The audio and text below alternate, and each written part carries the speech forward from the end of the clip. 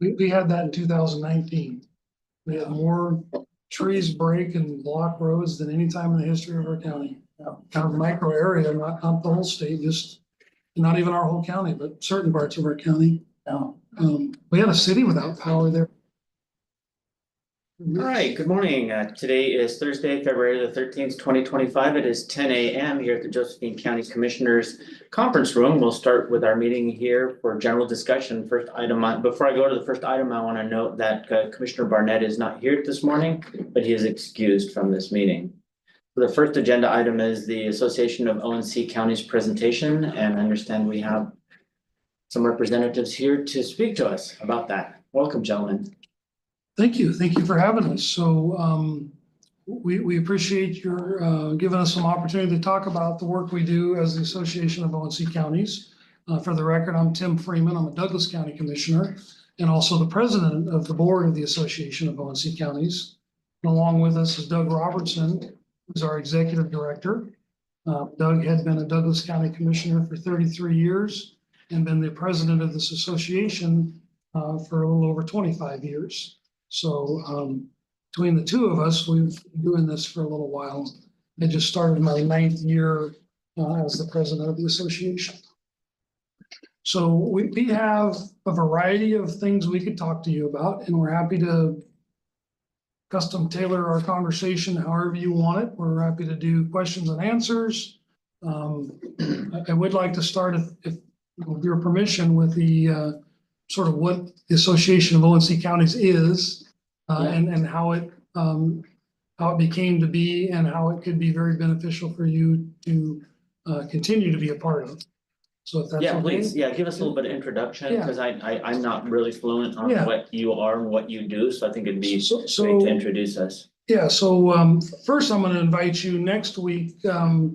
Doug and I are going to give a presentation up at the Oregon Loggers Association in Lane County, where we will give our full sort of history of the ONC, which is a little over an hour presentation. I don't, you certainly don't want all that today, but when we do that up there, you're more than welcome to come and attend that and be a part of that. Our staff will be sending out sort of the information on all that, so we'll make sure to get that to you. But today, what I want to start with is sort of the uniqueness of ONC lands. They're not only unique here in Oregon, they're unique anywhere in the United States or really anywhere in the world.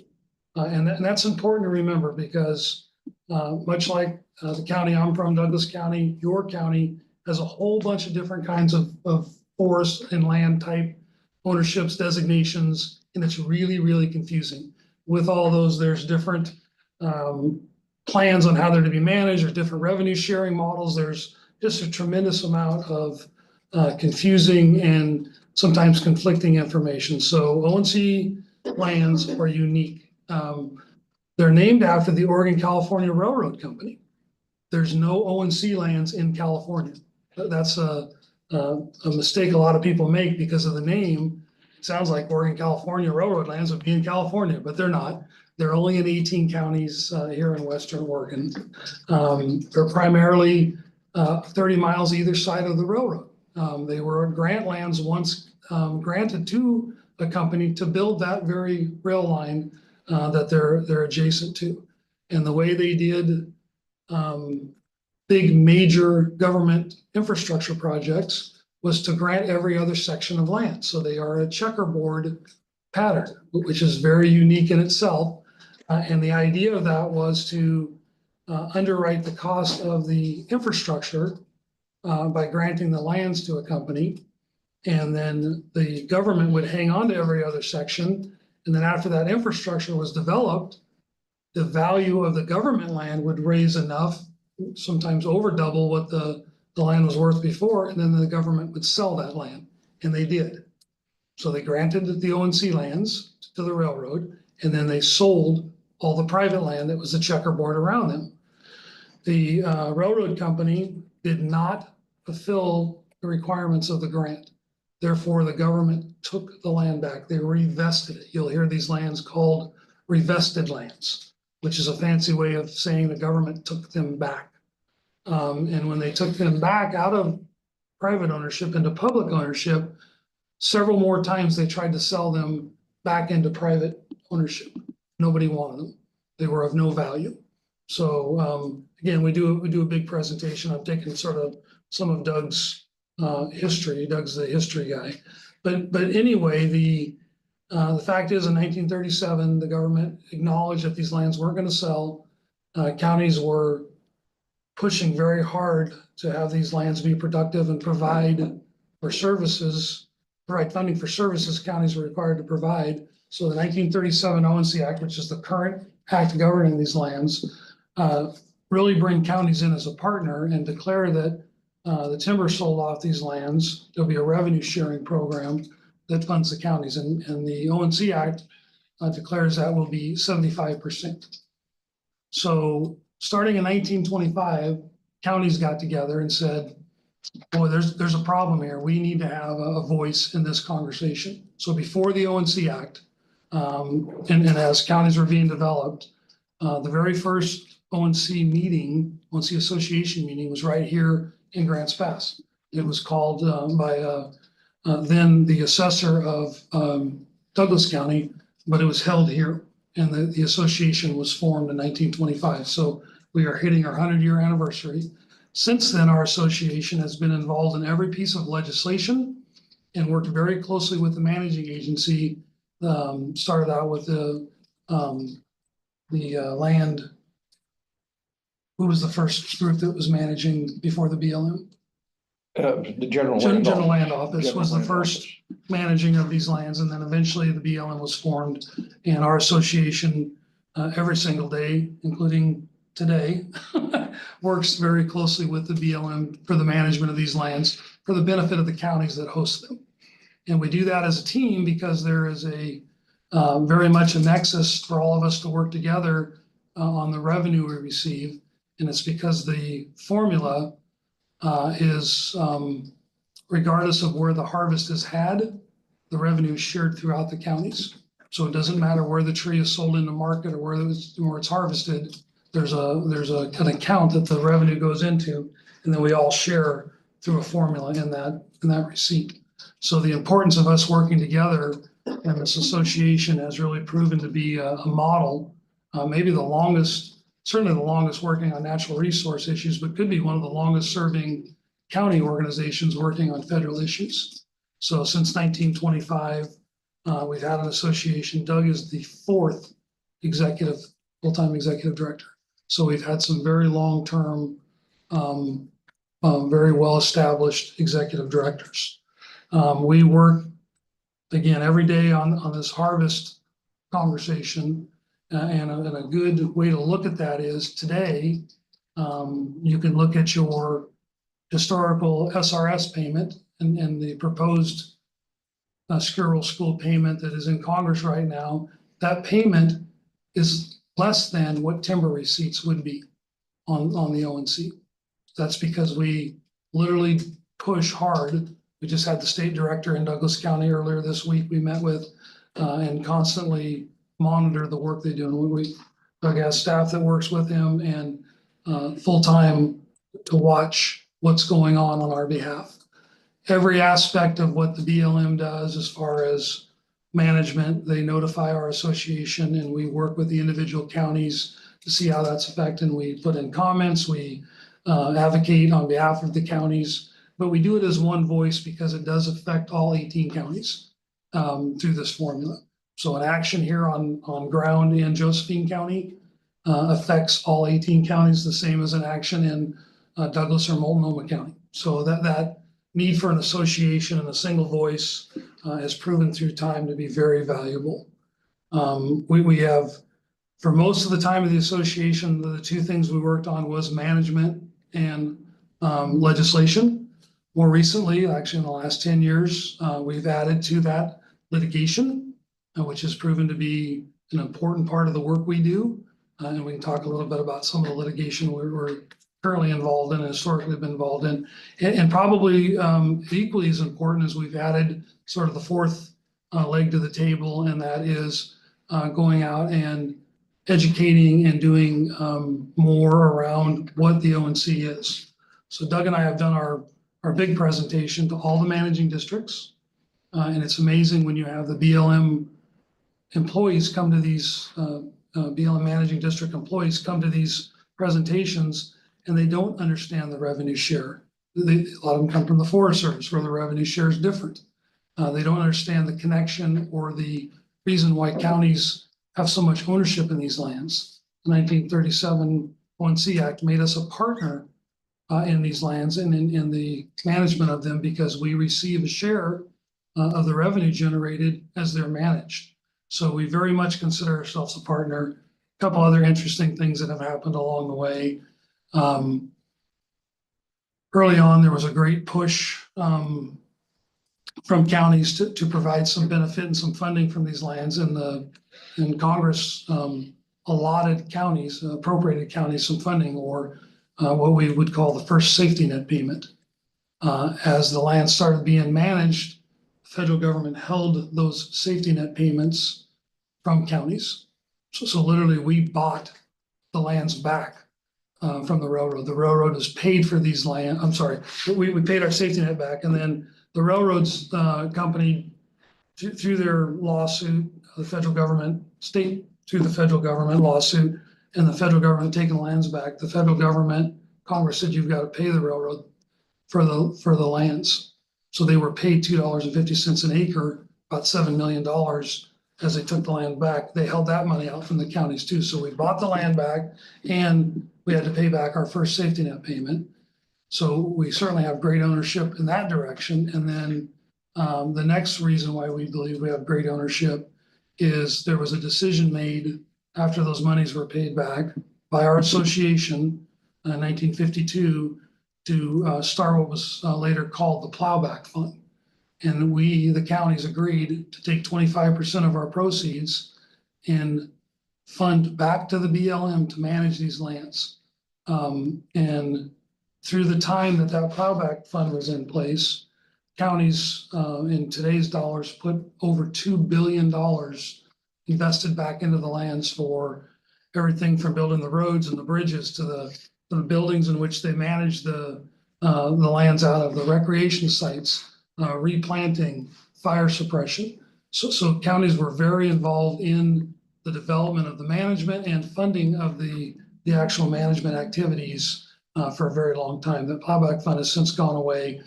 They literally take 25% out of our revenue through a rider in the appropriation bill. So our revenue is down to 50%, but we still are investing today in these lands and feel like we have tremendous amount of ownership, and our association asserts that in a variety of ways, including being cooperating agencies, agents during the resource plan development and in other areas. So Doug, I'll let you visit a little bit and then we'll take some questions. So we have a great story to tell and we need to be involved. Good, thank you.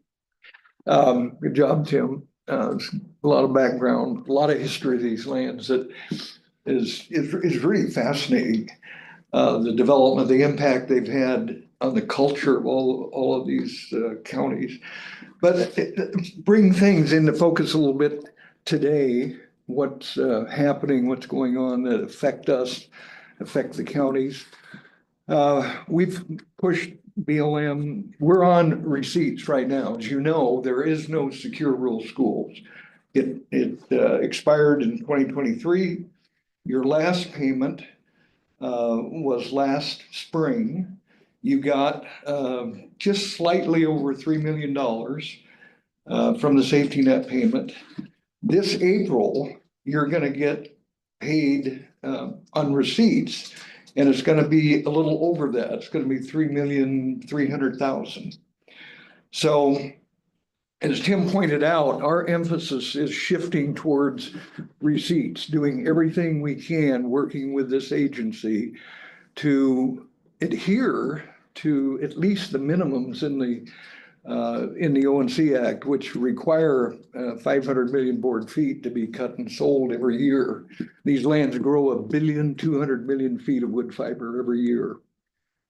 So we found just some things currently that are going on. We found out a couple of weeks ago that the acting director of the BLM, the national BLM, is a fellow named John Raby. And so we looked up some information and realized that John Raby was actually employed by the BLM on the Roseburg and Medford BLM districts when he was working his way up through the BLM. So we actually had somebody for the first time since maybe ever, but since I've been involved, which has been some time, that not only can spell ONC, but actually understand what it meant, the connection with the counties. So Tim said, Doug, why don't you call this guy, see if you can visit with him. He's only the acting director. As you may have noticed yesterday, the government appointed the permanent national director, a person named Kathleen Sagama, who is an oil and gas CEO in Denver, Colorado.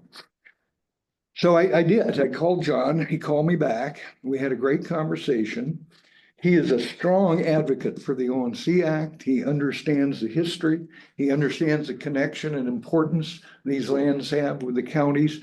And he committed to me. He said, Doug, send me what you need in the way of changes and how these lands are managed under the current resource management plan.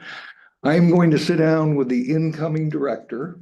I'm going to bring her up to date on all of the things that affect the counties, the management of these timberlands. These lands represent the most valuable and productive timberlands that BLM has nationally. They manage 250 million acres, and these 2.1 acres are the most valuable, productive, low elevation timberlands in the world, and they are very important to BLM. So John not only committed to do that, and we're in the process of sending him that information, but also committed to do everything he could to get the new director out here to visit, to get on the ground, to see what these fires have done, what changes need to be made in terms of post-fire management and that sort of thing. So that's just one of the, just an example of what we do as an association that individual counties really couldn't do. And we're speaking really for all 18 counties, although Multnomah and Benton County are not currently members, nor are you, but hopefully that will change.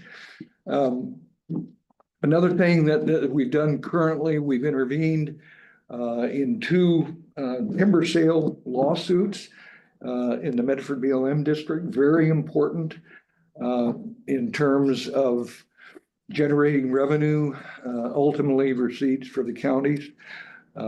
We also are party to a lawsuit that challenges the Biden administration's canceling the critical habitat for the spotted owl. Before the Biden administration came in, the Fish and Wildlife and BLM agreed to reduce, almost eliminate critical habitat for the spotted owl on the ONC lands. When the Biden administration came in, they canceled that. And as a result, that overlay of critical habitat is reduced even further, even though because of reserves and other things on the land, only 20% of the acreage is available for timber harvest. It reduced that even further.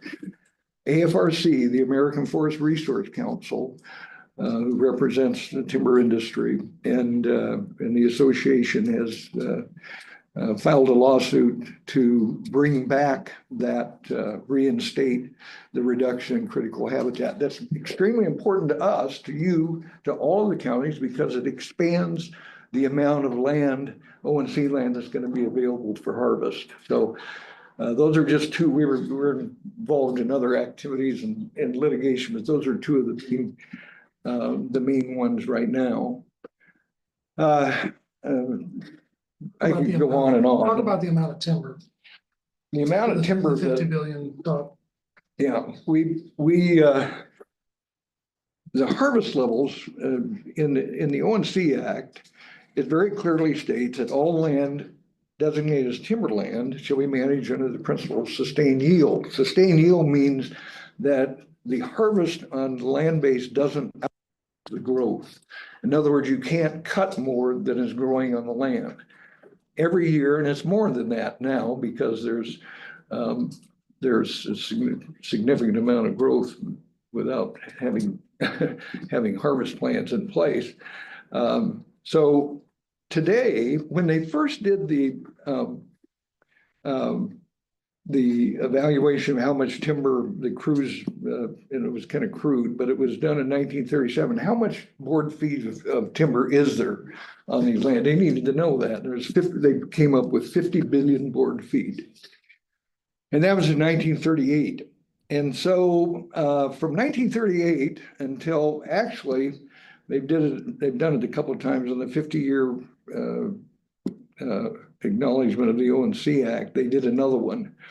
And they found that there was still 50 billion board feet of timber growing on the land. In the interim, the industry and the counties, of course benefiting, had cut 50 billion board feet. You stop and think about sustained yield works. And today there is probably in excess of 70 billion board feet. Yeah, well, in 2014, they did another inventory leading up to the current resource management plan. And at that time, they established there was 72 billion board feet. So, and again, each year it grows 1.2 billion. So they're harvesting 200 million. So every year they're adding 1 billion. So it's easy to say now there's 50% more standing wood, board feet of wood on these grounds than when they started managing them in 1937.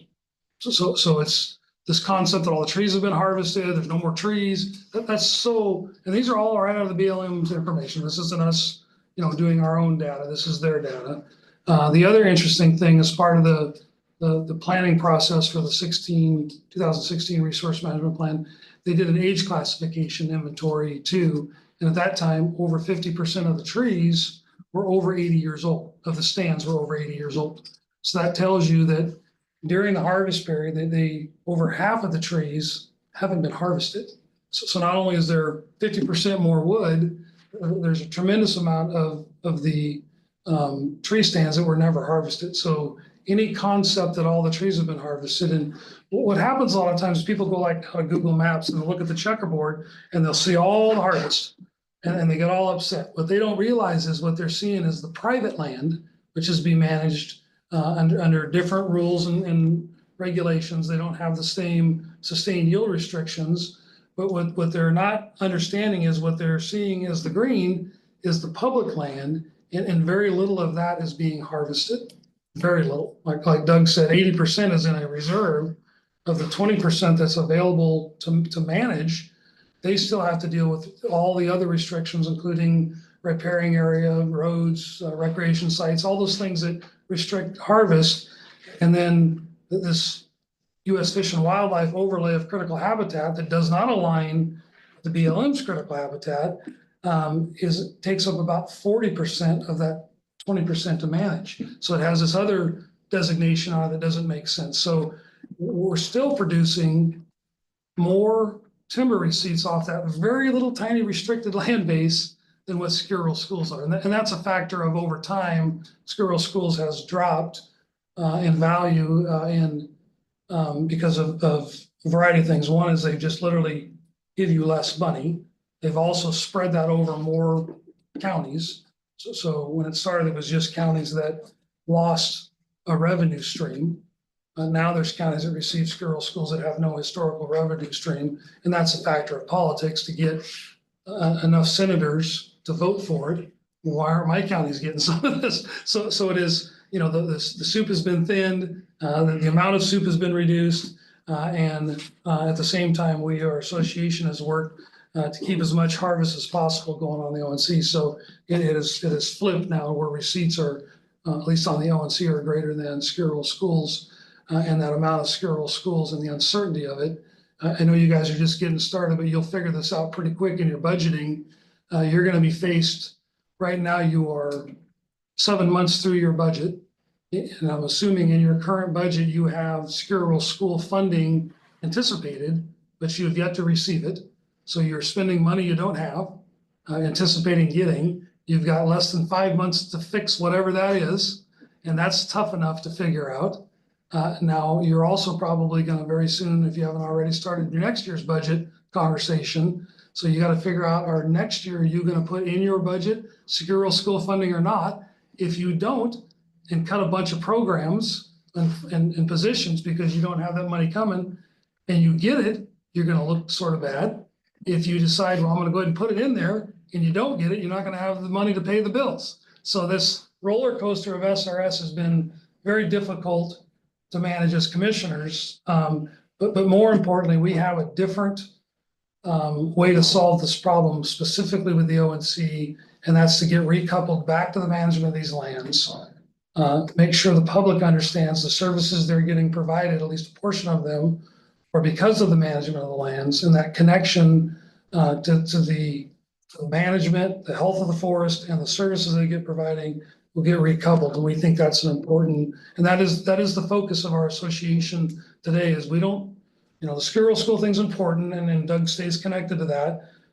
Most of our ONC counties also receive Forest Service secure rural schools. So there is a, we don't want to just completely do away with secure rural schools, but specific to ONC, our focus is the management and the receipts being productive and being part of the solution for the deficit in this country, and not be part of the problem. One of the things that Tim mentioned that is really important and drives to a large extent our focus on receipts. The ONC Act makes it clear that 75% of the revenue generated from timber sales will be shared with the counties on a formula that was designed in 1937. The act also says, as Tim pointed out, that the government paid the railroad for the lands they took back, about $7 million. They also paid another $7 million in the Stansfield Act, which was passed in 1926, to help the counties with their tax revenue. You can't tax federal land. And so the Stansfield Act gave the counties in 1926 another $7 million to help mitigate that loss. 1937, the government said in the act, and the act says the counties are going to get 75%, but they're going to pay back that $14 million, and they're going to take that out of their timber revenues. So from 1938 to 1952, the government took part of that money out to pay that back. In 1953, the counties got their first payment of 75%. And Guy Cordon, the fellow that was probably not in this room, but that formed the Association of ONC Counties, was the United States Senator then. When Charles McNary died, he became U.S. Senator.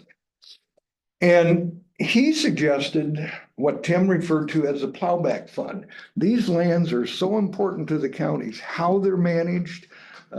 State-of-the-art management is paramount to the counties. The counties agreed to take 25% of their 75% and give it directly to the BLM to increase the management, fire suppression, roads, culverts, reforestation, make sure these lands are well managed.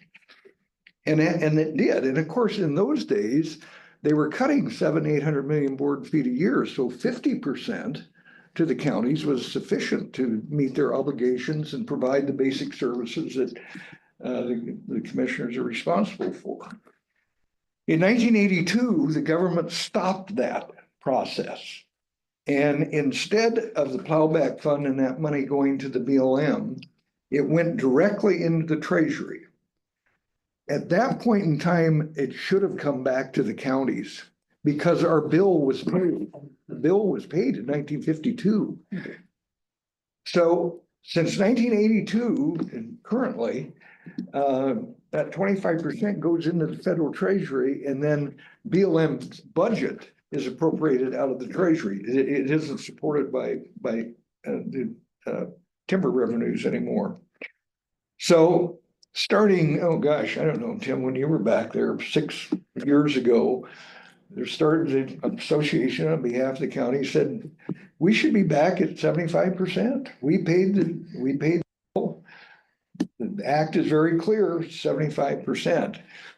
We've been working on that for that length of time and finally got the language in the appropriations and subcommittee, the Interior Appropriations Subcommittee, that eliminated the section in the bill where that prescribes that 25% go into the treasury. So it will return to the counties.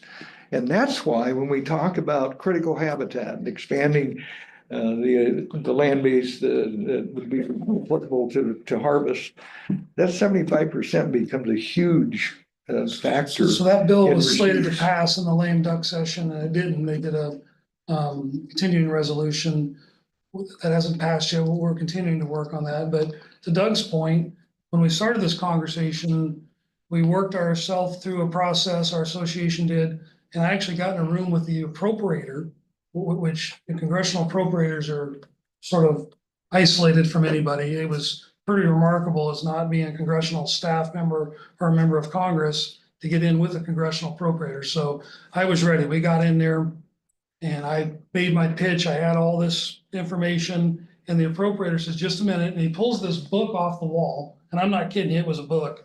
He flipped it open to the page. You knew right where it was, you know, that we were talking about. And listened to my, you know, kind of what I was saying, looked at the information. He goes, oh yeah, you're right. But we're gonna do it this way anyway.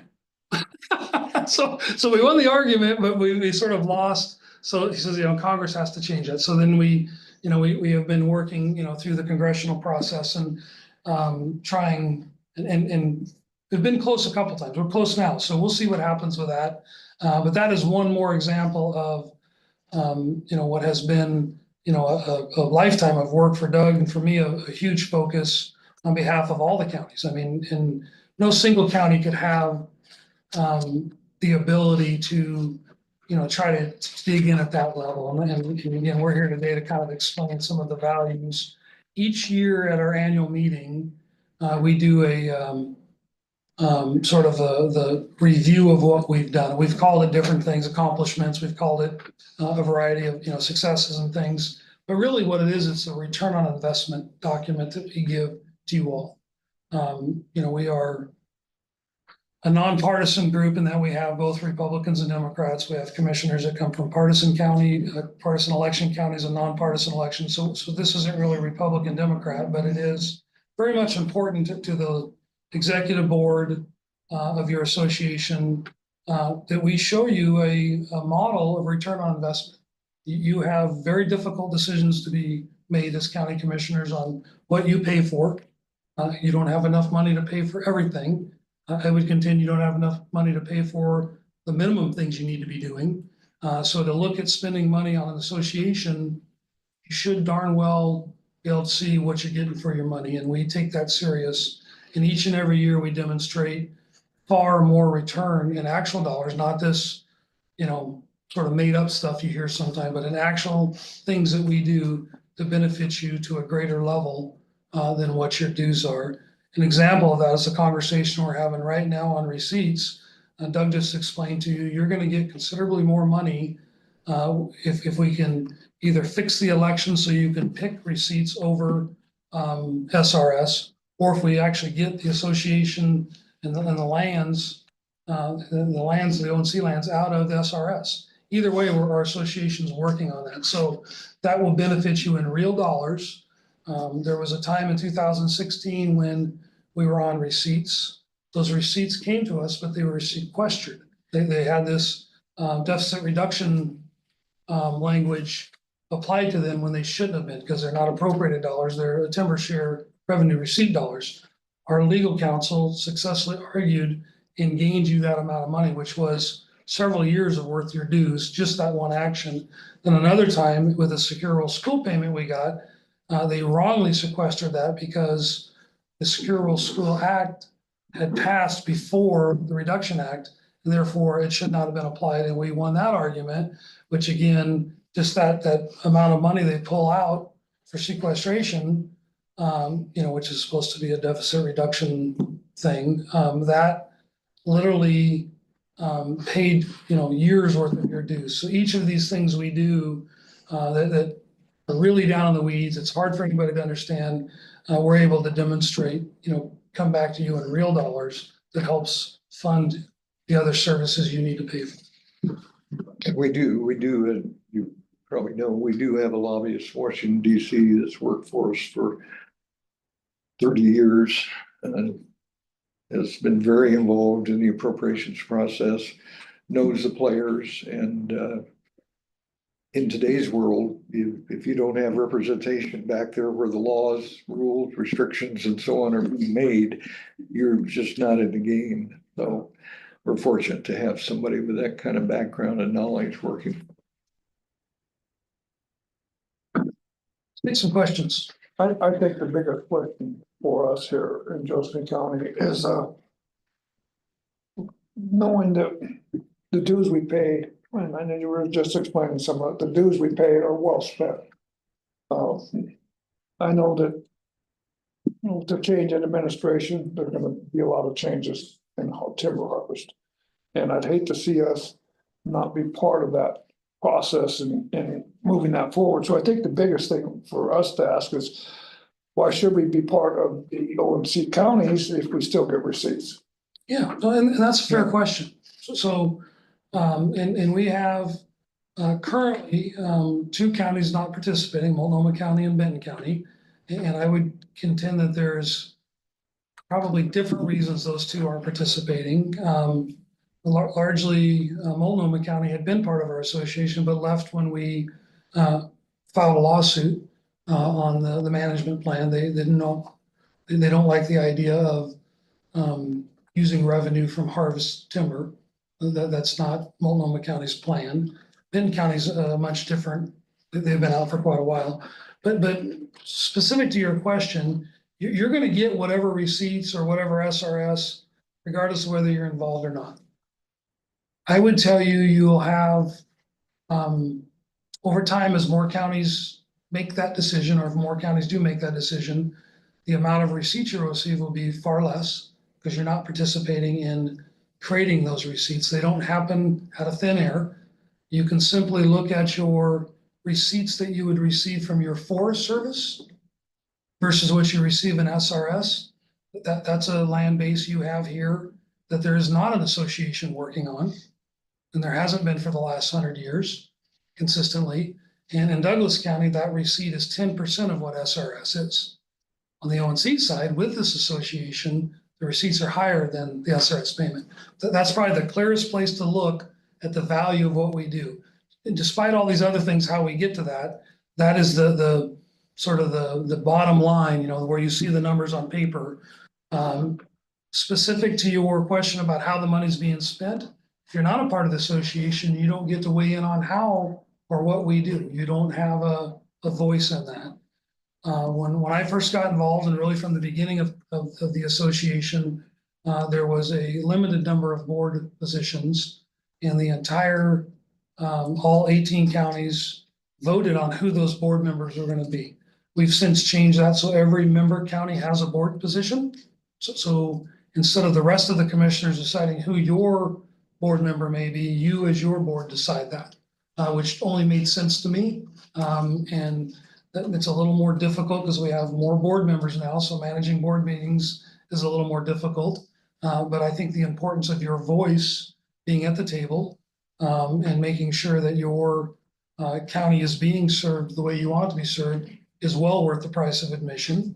And you guys are, you receive 12.5% of the receipt of the counties. So there's 18 counties, so you receive a significant chunk, and making sure that your constituents, the people that live in your community, are represented in that association, in my opinion, is really important for you.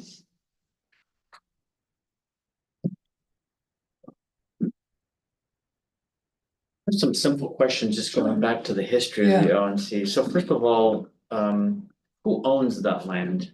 So the federal government owns that land. Okay, they own it and they're managing it. So the federal government owns it. Congress has designated the BLM as the land manager for it. Okay.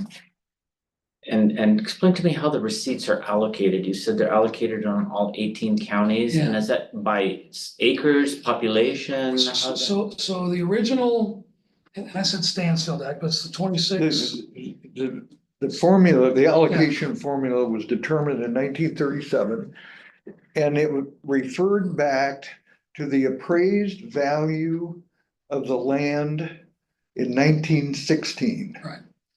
What the appraised value of the land in each county was, how many acres in each county. Well, it And was- that's what the formula. So it's is based acres, on. but it's also value.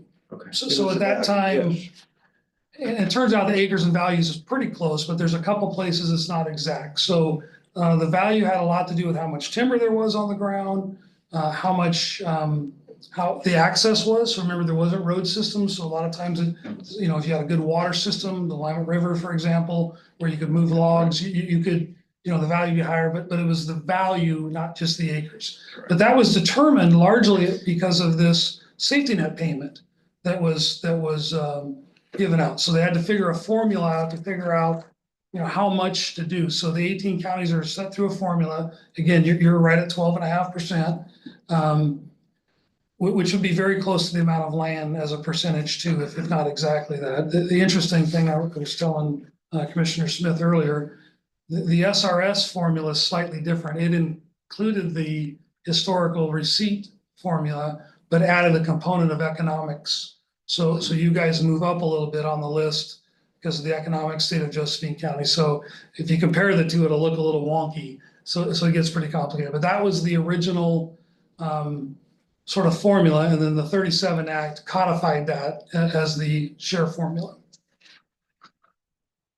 And then that has been that way all along. Okay, well, more complicated the more I have questions. Yeah, you keep going, we'll keep trying. So how does the organization of ONC counties are the counties individually a partner in this organization or shareholders or? So great question, and we have made sure to make this very clear. So we are a volunteer association is how we are defined in tax code.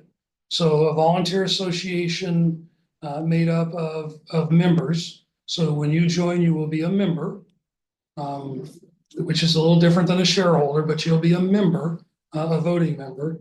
And that organization is not a public entity. So we're not a government. So we ask you as your board member to assign a board member, and you do that, through your public meeting process, you assign a board member. That board member represents you in this volunteer association and, is responsible, fundamentally responsible to bring that information back to the board. However, when we send information, Doug sends out quite often sort of recaps or updates. When that comes to your system, when it gets into your county, that all becomes a public document and public information. So it's sort of how that works. It's a little bit like a chamber of commerce, or other association you may be involved in. Some of those file in different ways, but we're technically a volunteer association is what we are. So there are 18 members, So there's 18 counties. 18 counties. Currently, there is 15 members. Okay, so When you rejoin, there'll be 16 members. so it's Multnomah, Benton and Josephine Josephine currently, County they're currently Right. out. Okay, and each member gets one vote. each member gets one vote, regardless of the size of, we don't proportion our votes. And then question about, you said something earlier about the ONC lands, the way they're managed right now, that only about 25% of the growth annually is harvested or Yes. harvestable. It's so right now, the resource management plan that was signed into record in 2016, so we call it the 16 Resource Management Plan, RMP, takes 80% of the land base into some kind of a reserve. So riparian, mostly habitat, spotted owl, other habitat. There's some recreation, there's some other things, but most of that is a all of it's a reserve, which precludes sustained yield management. So the resource management plan talks about doing some harvest on that 80% annually as a one-time harvest. So some thinning, fuels reduction work, but it's not sustained yield management. So only 20% is left for what we would call sustained yield management. Of that 20%, there's this weird fish and wildlife overlay of critical habitat over about 40% of that. So that's a restriction of harvest on that 20% that really came about because when they developed the resource management plan, historically, every other resource management plan, the Fish and Wildlife, through consultation, agreed with the BLM on what critical habitat should be set aside in the resource management plan. In this resource management plan development, they couldn't get agreement. So the BLM said, no, we're gonna call this critical habitat. And then a whole nother federal agency, the Department of Fish and Wildlife, not agreeing with the BLM, says, oh no, this is what we believe is critical habitat. So their two, the designations of critical habitat are misaligned or unaligned. And the government's way to solve that, the federal government, was, well, we'll just have both. And the first Trump administration did a rule. It's a rulemaking process, took them almost 3 years to go through it, that said, wait a minute, you know, for not just these lands, but for a whole bunch of areas, this fish and wildlife critical habitat rule is misaligned and doesn't make sense. So they redid the rule. So this rule specifically to the ONC said, no, we don't need separate critical habitat. You know, the resource management plan is supposed to designate, and the BLM is supposed to use consultation with the Fish and Wildlife Service to get the right critical habitat. So it in effect removed that extra layer of designation. They went to deliver that plan, Trump administration, first Trump administration, they were delivering that plan to be implemented on January 6th. And things were busy in Washington on that day, so it didn't get delivered, it got delayed. And without legal ability, the Biden administration failed to implement the plan. That's the lawsuit that Doug's talking about that we're a party to. We are resurrecting that lawsuit to say, no, there was no legal mechanism. You know, this rulemaking process is not political. It doesn't change with administrations. It is a process that the agencies go through, you know, almost a 3-year process to get to there, and it should have survived the change in administration. And we believe now, with the same administration that started the rule back in place, they're going to recognize that as a viable argument. And when we get back in front of the court, we'll be able to get settlement and that rule will get implemented. But again, that's just one more example of sort of the complexity of this work, and it changes every single day. And that's only one of a handful of lawsuits we're currently involved in. So yes, the answer is only 20% of it is 80% of it's locked up currently. But it's not just the 20%, you're saying that there's There's far more restrictions. 25% of Yeah, the 20%, so it's yeah. probably 15% or Yeah, less. but you could even go further and say if they find during the management survey, they find a species that's listed, they have to mitigate or not deal with that. There's riparian, so if there's waterways. Keep carving it up. And Yeah, so keep carving it's it up. I don't want people to think that there's any that 20% is just free for all. They're going to go cut all of it because they can't. It has its own host of restrictions that we work through constantly and push back on. And many of matter of fact, almost every timber sale is either protested or litigated, even though they're down to this tiny amount of harvest. The environmental community still believes there should be no trees cut.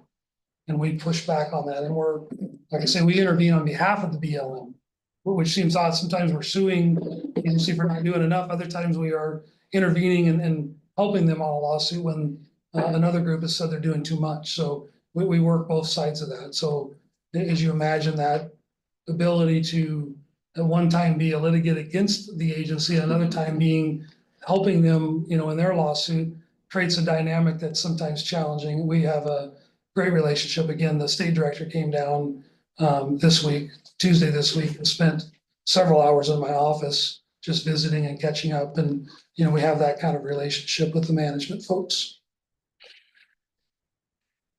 Keep going, I got a list of questions. Okay. I'm sorry. I have long answers, Yeah. I'm sorry. This is kind of out of order here, but also I understand we were members up until when? Do you remember? Yeah, yeah, it was just about the time Commissioner, the commissioner that resigned left, he'd been our board member. So I don't know, that was last summer. You're referring to Dan Dan, Dion. Dan. Okay, so it's just recent. Oh, yeah, so he, 6 months he'd ago. been a great member and great standing. Prior to Okay. that, Simon Hare had been vice president of our association for years, great participant. And really from the history of our association, including starting our association here, Josephine County's always been a very productive and very important member of our association. And we quite honestly look forward to having that again. It's important to us. So our dues were then paid through last year? No, What we was it? didn't pay dues last year. We did not pay No. dues last year. So it was We were- before your fiscal year started, or at Okay, least before the payment was made, that decision. so we've been not members now for only 8 months or? 7 months and Okay. whatever, how many days, yeah. Okay. Okay. Yeah. Okay, got it. Yeah. Got it. Okay, then I have one more question. So. So on the dues things, we've offered to allow you to come back in, just say you're coming back in and you can start fresh next year. You can pay your entire year if you want, or we can prorate it, whatever you want to do, feel right about coming back. And we are excited to have you back. And again, the money's one thing, but the representation and the participation is really what we're looking for.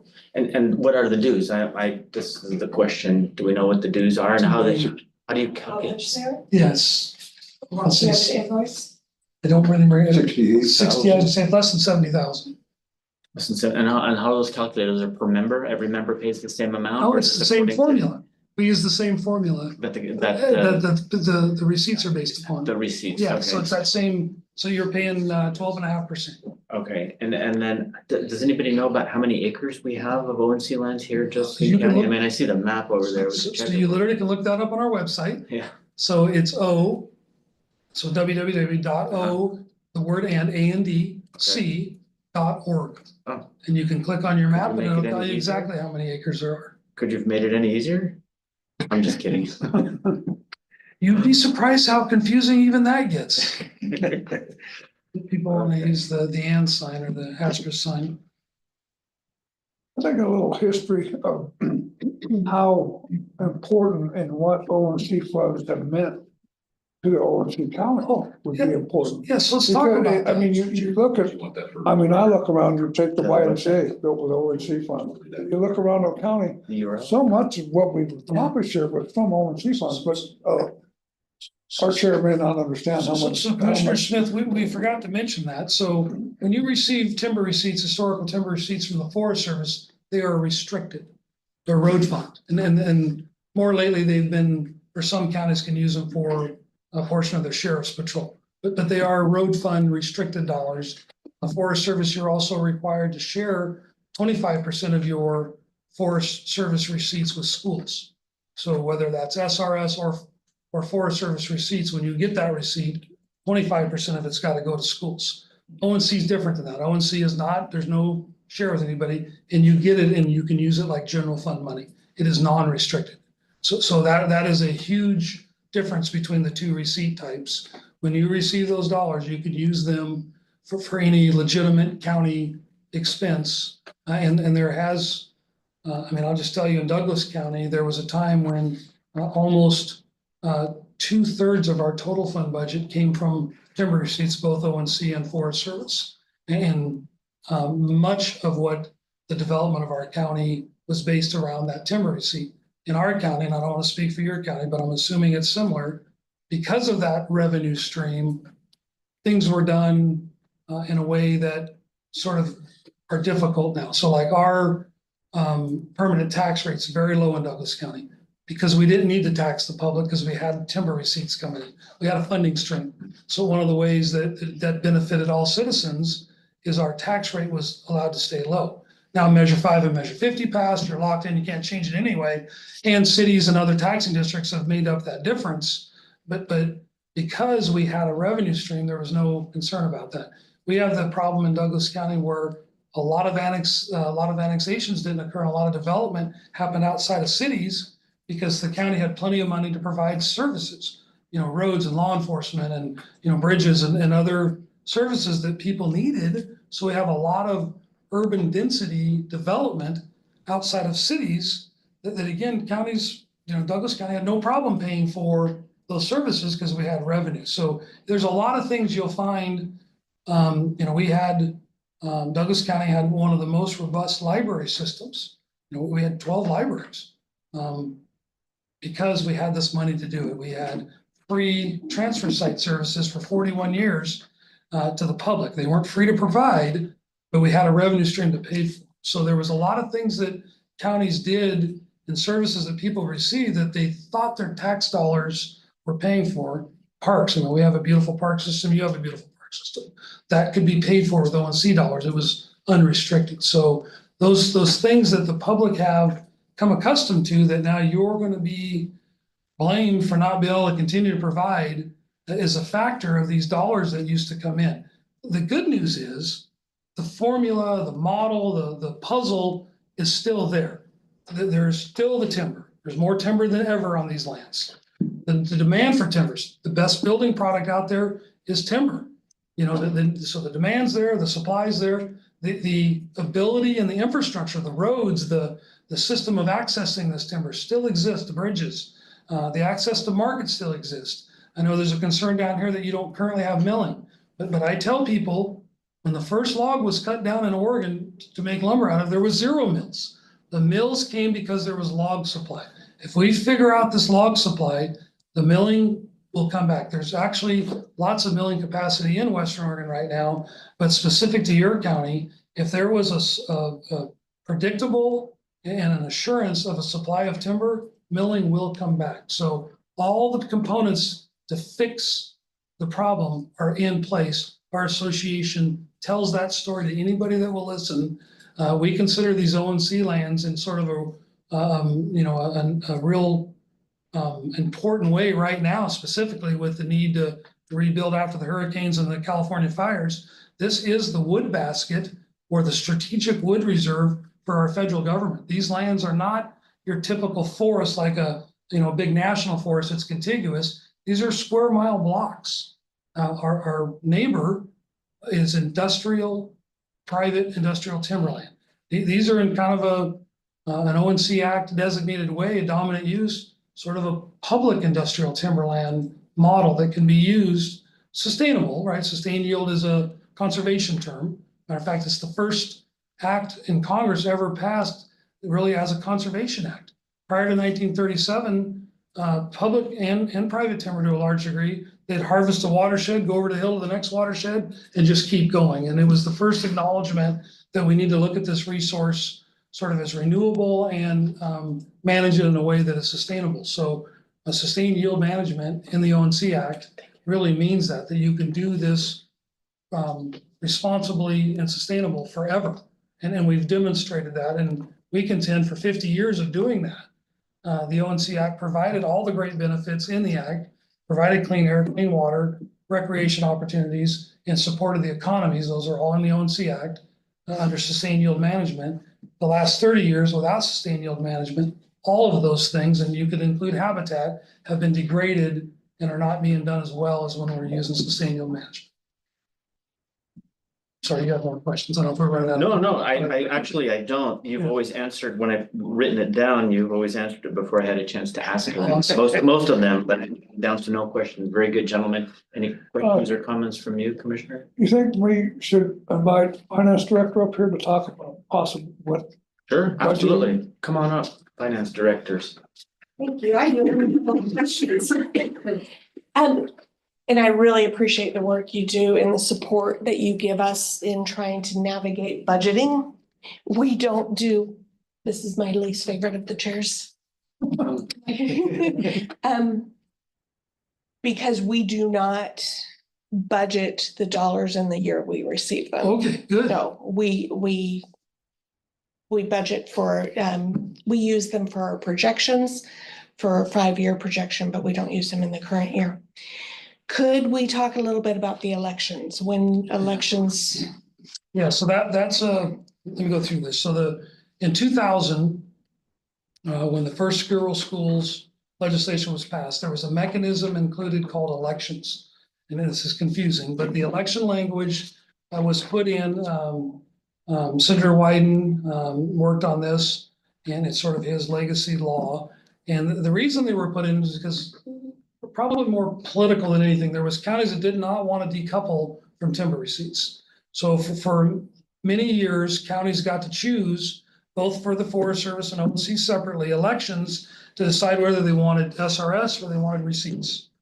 And they did that for quite a few years. There was a variety of elections that were different. Well, over time, timber production had gotten so low, timber receipts were so low, no counties were choosing receipts. So, and remember, this just isn't Oregon. It is now 40 states and over 700 counties. So a lot of work across all these counties to do these elections. And there's a process in which you're referring to that to do them that is confusing, and we do help with that. So there was a reauthorization done without elections. But when we're done with that, it isn't, nobody's using it. It saves all the time, and counties did not oppose that.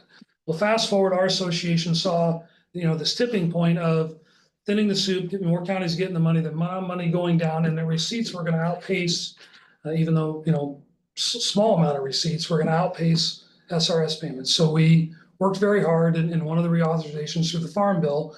We got the same exact language put back in. I advocated for putting a trigger in, so whichever the higher of the two is what you'd get, take all the administrative work, because really only 18 counties of the 700 would have any concern about this. I was unsuccessful. They put the same language back in. So it was time to make elections. New administration interpreted the language differently to making it one election. So you had to choose either receipts for both, Forest Service and ONC, or SRS for both. So we did the analysis, and it's quite complicated. You have to make that decision before the federal fiscal year is over. So before you actually know what the receipts are. So you're speculating. And so we speculated, and we made a recommendation. Two of our counties, one has no Forest Service at all, so that was a no-brainer. They chose to get ONC receipts. And then Coos County gets a little bit of Forest Service, but considerable amount of ONC. They also chose their election to take receipts for both. For the rest of us counties, and I don't know your specific county, I can tell you ours, we would have got a little over $2 million more in actual timber receipts, but we've lost a little more than $4 million on Forest Service timber receipts. So we chose this election to take SRS. So we have worked since then to fix this election language, to clarify it to mean both. We have not got that language in any of the proposed bills. We had a commitment last year when they passed SRS that both in the House and the Senate, both Republicans and Democrats would sign on to letters saying that the intent of Congress was to have a separate election, and that on the floor of both chambers, somebody would speak to that. So basically direct the Forest Service to interpret it the way Congress meant. So that was all set to go. That didn't happen because they did a resolution. We still have that commitment. Now we run into the problem. There's a date that the elections have to occur, and that's before the end of the federal fiscal year. That was the end of September in 24. So historically, when this has happened, they have changed the election dates. Well, now, because they don't, the process of reconciliation, some other things, they don't want to change any language. So we are being told that they're going to freeze the elections to your previous. So even though we can clarify the separation, we're going to be stuck with elections we took, sort of under duress, right? I mean, in those 2 years that election was for, ONC counties lost $8 million a year, $16 million. Receipts were higher then than they are now, but even now we would be losing, over $1 million a year for the 3-year election if they didn't fix this. So that is why we've got 4 options that we've presented, been asked by members of Congress. Our lobbyist is working on this. Our partner advocacy groups are all helping us with this. Those 4 options are: first, 10 days after, you have up to 10 days to after the enactment of the Skirrel School legislation from when it becomes enacted to make your election. So all 700 counties would have to make elections, and it clarifies, for each of the revenue streams. The option number 2 is any county that would want to make elections or change their current elections has up to 5 days. So that's really our 18 ONC counties. There's no other county anywhere in the nation that's gonna elect to take less money. So that's our number 2 option. And actually, those two are sort of the 2 front runners. Number 3 is that trigger language I talked about. So any given year, whichever is higher between the traditional receipts or the SRS payment, that would just happen administratively, be the most efficient for government, just to do it that way instead of this sort of drawn out election process. I don't think that's gonna move, but that is an option. And the 4th option is just simply to take the ONC lands out of secure rural schools. That's basically electing for all 18 counties to go back on receipts. So those 4 things are being worked on. The hope is any one of those 4 will solve our problem. The first 2 really are the most appealing to both sides of the aisle, and everybody's working. The 4th one, some people like more than others, but that's what we're working on. Okay, so you all came out and helped us do that last election. We sat here in this room to talk about the election, and we did choose the SRS over the receipts. So our understanding in the current environment that was going to mean that since the bill went up without any appropriation to it, that we were not going to get anything in this current year. Oh, I don't know who's telling you that. That's You're gonna factually get- incorrect. $3,300,000. So we are in going- April. We are going back Actual to receipts. receipts, Yeah, so even though we elected SRS. yeah, There is no SRS. Yeah, there is no SRS. Once it expired, it's over. So whatever you've done historically doesn't matter. That law is expired. In the new law, if they pass a new SRS and they freeze our elections, you will get receipts. You won't get receipts, you'll get SRS for both. So you'll get exactly what you got last time Okay, for both. so we need to be watching very carefully Yeah. and you'll Right. trigger, Right. hey, you know. We're deeply Yeah. involved in that. Yeah, Make we literally do sure a that- daily conversations Okay. with people in DC about this. So at very least, Mhm, we know what the receipts are from the last fiscal year on ONC. And mhm. it's slightly higher than what your SRS payment. So at very least, you can count on That's this ridiculous. April, either, whether it's gonna be receipts or SRS, I can't tell you. But that ONC side, if you counted on the SRS amount, which is slightly lower than receipts, you're gonna get that. You can, Douglas County is putting that in our budget. We know in April, we should have actually got that payment, 11 months of that in December, Mhm. and then the 12th month in January. That's how the receipt timing should work. But nobody there remembers receipts, right? They're all hung up on this On the SRS. So SRS. we're unsuccessfully arguing that, but you will get, it's your Forest Service side that's in jeopardy. So if Okay, SRS is not reauthorized, you will get what your actual timber receipts are on SRS. And you can look back to 16, it happened in 16. So for us, it was 10% of what SRS was. I don't know what it was for you. You probably less than that. Yeah. Yeah, but do you have just the one national forest, Rogue Siskiyou? Rogue Siskiyou. I think so. Yeah, Yeah, so, mostly ours is Siskiyou National Forest, Rogue is mostly in. but is that not being managed It's as one? It's one forest now, they Right. combine. So you could check with the Rogue Siskiyou folks to see what your actual receipts are. They could give you a projection. And that would be through the end of September of 23 for that fiscal year. That's what you're gonna get, actual receipts from the Forest Service, if SRS isn't passed. And the Forest Service ones, that's all the road dollar ones. That's the road Yeah. restricted dollars. I don't know, are you one of the counties? 950,000, I think you got, yeah. Yes. So that goes to Public Works for roads. During the current year was the first time ever that we were also using those road dollars for vehicle expenses for law enforcement, for rural patrol, because there's that little bit of. That's state law, so I helped reauthorize that when I was a legislator. So there had been an argument made successfully in the Oregon legislature to allow secure rural school dollars or historical timber receipt reserves to be used outside of this road restriction that gas tax and registration dollars have to be used for in Oregon. And it was for just a small handful of counties originally. Then when we reauthorized that through the Oregon legislature, we included more counties. I couldn't remember if your county was part of that or not. This So is the first it's year we've done specific it. to patrol part of your Right. sheriff's office, and you can use it for vehicles. You can use it for staffing too. But it has to be the patrol division. Yes. Yeah, and this was the first year we've done that. But if Forest Service SRS is gone, that's gone. You're just gonna get You're receipts. gonna be on receipts. So they will also, they will still You'll get be back on receipts, Receipt program. both sides. It defaults back to receipts if there's no SRS. SRS sort of Okay, takes over, I gotta find a different word, but it trumps, not in the president's sense, but in the sense of being a priority over the receipt program. So it just basically circumvents the receipt program when SRS passes. okay. So void of SRS, you default back to receipt share. I've been working with a fellow named Kevin Ford, who is tasked with keeping track of Forest Service actual timber receipts.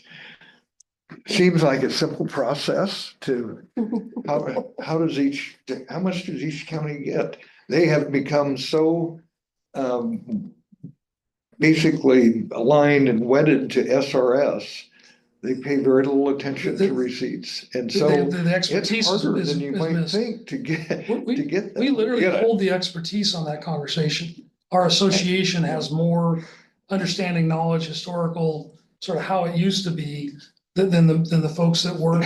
Matter of fact, this is even more confusing. The Forest Service actually manages some ONC land. So we've talked about the BLM managing. There's a subset of ONC lands called controverted lands, almost 500,000 acres spread out among several national forests. Some years ago, the national forests folks had told Jackson County commissioners, oh no, we don't manage any ONC land.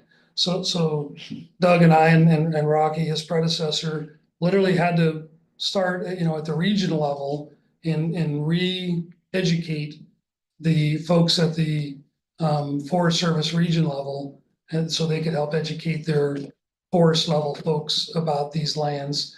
And the interesting thing about those lands, those controverted ONC lands, they just happen to be in the boundary of the national forest that occurred after the grant. So it's this weird situation where, and I'm certain you likely have some here, but the lands that were taken back, those controverted lands were in the footprint or the border of the forest. So there was this argument over whose lands they were. Would they be part of the ONC? Would somehow you change the borders of the forest, the national forest? And then the agreement or the settlement was they would remain in the national forest.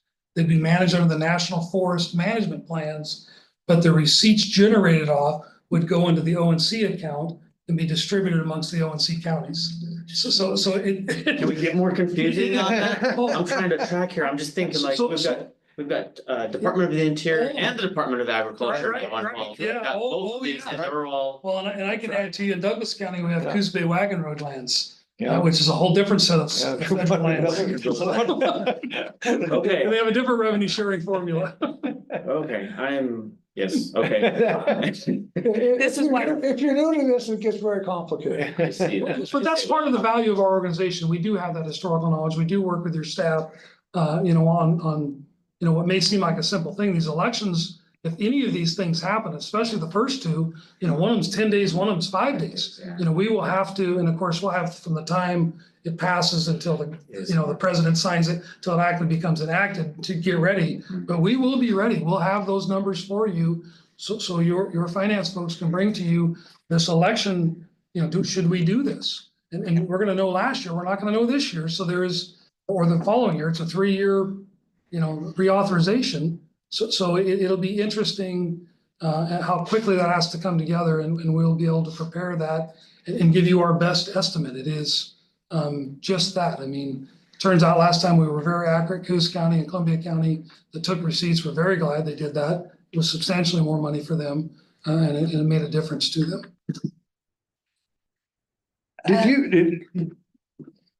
Did you have Title III projects last summer?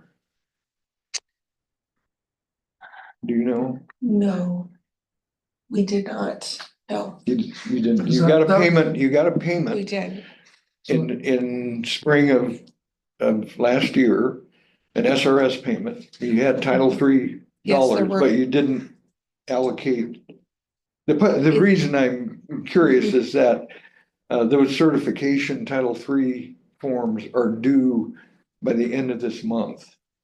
Yeah, yeah, we just prepared them. We help remind our counties, again, that this Yeah. Skirville School really isn't an ONC issue per se, although our counties all receive these SRS dollars that come with these unique things like Title III dollars that are very restricted on how you spend them, so we can help advise you on how to do that if you need any help. And we have done that for counties, but we also remind you all that there's a certification, you're on top of it. That is not always the case. We remind counties sometimes like, oh, we forgot that, and then help them get through that process.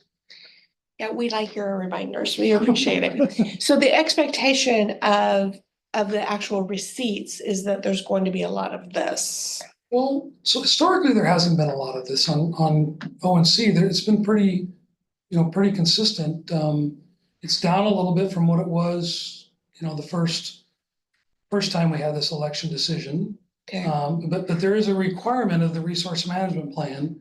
They have a 40% variance. Mhm. So, what happened last year, again, is a little over $1 million more in receipts total than what SRS is. This new administration, when they're talking about, we have our own wood, we need to, not get wood from other countries. That wood they're talking about is this ONC wood. So there is an expectation that it's going to go up.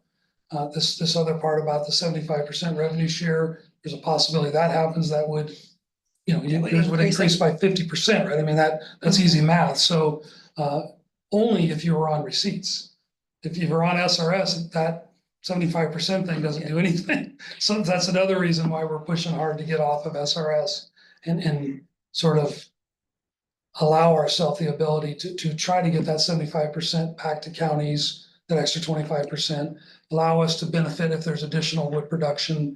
If there's additional wood production and we're on SRS, we don't benefit from that at all. We're locked into the SRS. That's why this election thing's so important. So, but we did elect SRS, but you're saying that SRS is So right now, gone, so so we're on the receipts. proposal currently is to proposal. freeze us You would into be our on elections. SRS. We are fighting hard not to be frozen into our elections. We've offered those 4 options to the point we have told our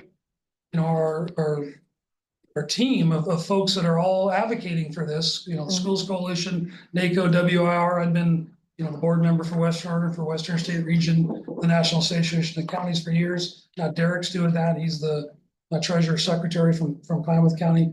We've told all these partners, if we don't get this election thing fixed, we're going to have a meeting and talk about opposing the reauthorization of SRS, right? I mean, remember, these 18 counties are collectively the #1 receiving group in the whole nation. And we're talking about not wanting it because we can't fix this election. We've got their attention. They're trying to fix it. It needs to get fixed.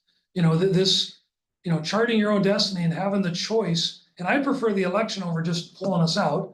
I always prefer local control, like each county to make that decision for themselves. So we're trying really hard. I like the trigger because that sort of makes it easy. But it's a dramatic move saying we want the ONC lands out of SRS. We are, sort of putting our eggs all in one basket by doing that permanently. It's likely we'd never get back in SRS. So that's all being determined literally in real time. We'll get an update this afternoon. I mean, it's happening right now in Congress. Crapo's trying to help us. He's the one that reintroduced the bill. Congressman Bentz has been, neck deep in that. I served in the legislature with Congressman Bentz. I went to DC. One of the reasons I went back, was during the inauguration period, was to have this conversation on behalf of our association. And I did with lots of folks that are helping us figure this out.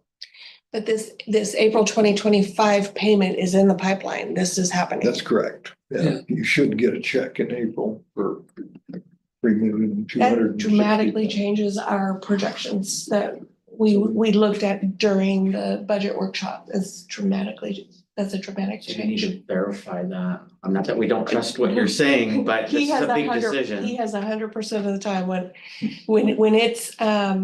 when it's not sure, he says, this is a projection.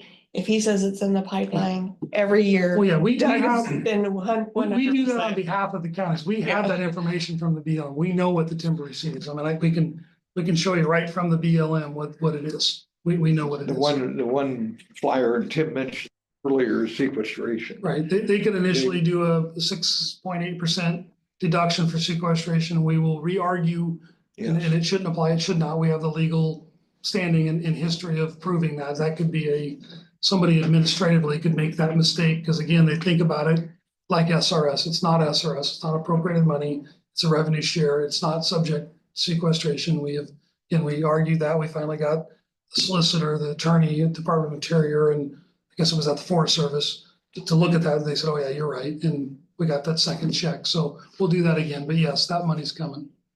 And the number, the 3,260,000 that you're gonna get is not sequestered. So that's why it's important to keep an eye on. Yeah, so if they do that, because sequester, they it'll could be slap slightly the less. sequester on. It shouldn't be Should sequestered, not. but sometimes. But it could come, over. you know, almost 7% less than that, and then we'll go fight that battle and get you the rest of it. Yeah. Okay, That's again, a battle we've been successful at. yeah, so that And that's does not why- affect this year's budget at all, but it does affect the one that we're building. It's frustrating not to be able, and again, I'll get the actual Forest Service receipts, because you got 3,100,000 or something last That's gonna be year on- mhm. in your SRS payment, and 950,000 from the Forest Service, but you don't know what the actual receipts would be in the Forest Service to make that calculation. Well, when we have the choice, we're gonna take actual ONC receipts, because that's still gonna be more than if we get the actual Forest Service receipts. I mean, it gets. Yeah. It gets. a little Separating those fuzzy. elections is Yes. important. Yeah, The challenge around figuring this out and, sequestration as an example is a very detailed legal argument that we've been successful at in a couple different avenues, and we have that information and can apply it, on your behalf. That knowing what the budget's, what I was talking about, that sort of constant roller coaster of knowing what to do, you'll be able to know at least the SRS amount, right? Because that's the lower of the two. You can sort of plan for that in next year's budget. And you're gonna have that before you start your next fiscal year. That'll be in your account. And you can plan for that as a process. If we just had SRS, if it didn't get reauthorized, it'd be hard to plan for that, right? It'd be hard to expect. I mean, I think that's what you're trying to bring up, is that, boy, if we didn't get any of that $3 million, what do we do in next year's budget? So I think that is another key component of the work that we do, so we can let you know that. And you couldn't go to the local BLM office and get that, right? This is the entire harvest in all 18 counties applied into the formula and then distributed back out. So that has to happen, at the state level, and we work closely with the state office to get that information. So Forest Service again goes to Public Works, it's road dollars, but used for patrol vehicles. And then the ONC or the BLM is what goes to the general fund. And the ratio on those typically then? I don't know that it's super ratio, but about 950 versus 2.8 million. I think somewhere I have last year's, and let's see if I can find it real quick for you. Ron, did you get the email that I sent that gave you the options? Tim pointed out, if you choose to rejoin, how much you would. I did, but I Okay. don't, I've had so much I know. information I dumped know. on me this last month that I don't remember, I remember seeing. Okay, So you could. I just wanted to make sure you. Yeah, I did get it. but And I- also, I will send you, we sent out a board letter yesterday. And it does have the reminder of the Title III certification, but if you didn't have any projects you have to worry about, or if it's already taken We've care of. certified. So if you want the numbers, I have them here. So last year, which is what the current bill is based upon, so the numbers would be roughly the same on SRS. So on Forest Service, Josephine County received $950,157. On ONC, Josephine County received $3,063,519. Okay, That's paid out when, in April? Yeah, so the SRS payments, it's not always because of when reauthorization occurs. It can be different, but sort of on average has been in April. And what they were projecting are timber receipts in April because of that historical payment of SRS. Timber receipts historically have been paid in December of our calendar, of the calendar year of the end of the fiscal year. So the end of, September is the end of the federal fiscal year. We would get in December 11 months of that timber receipt, and then they would reconcile everything, and then January would get the 12th month. So that's the historical timber receipt payment. Nobody remembers that. Doug called and tried to make that argument. We feel like all of us should have got our receipts. And the reason that's important is because it's greater than SRS. We were hoping at least to get the higher amount now, and very likely if SRS passed, even if we didn't get the election language fixed, they'd say, well, ONC's already been paid, and maybe not claw it back or ask for the higher amount back. So that's why this timing thing's been important to us, but we were unsuccessful convincing anybody to mail us a check until April. And really the BLM should mail us a check. Forest Service does SRS for both sides. Yeah, Blowing my mind. it gets really complicated. this Well, is also- why they are very valuable. It's a very valuable organization to be able to pick up the phone. Say, help me out, help me understand what's going on here. We talk about SRS and, it's gonna pass and it's just a matter of time and we got, maybe, it's still Yeah, up in the air of whether it's going to get in the reconciliation bill. The president and we'll send you the board letter that I sent out yesterday. The president's talking about maybe not having a continuing resolution, not renewing the continuing resolution, which keeps the government going. And instead, depending on passage of enough of the 12 appropriation bills to keep the government going without continuing resolution. Continuing resolution means current spending levels, no increase no at cuts. all. So, I mean, it's stuff we're talking about seems confusing, but back there, my God, it's just unbelievable. But we're, as Tim said, we're with our lobbyist every day.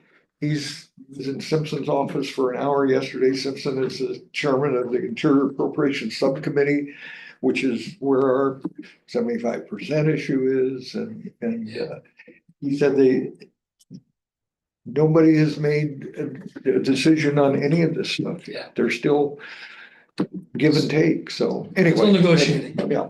Yeah. But the good news They're is, waiting for the new administration to get settled. I think there's some of that going. I think there's You a bet there is. real, and again, I did this in the Oregon legislature, and I say this, it sounds funny, but it's true. The only way to cut budgets is to spend less money.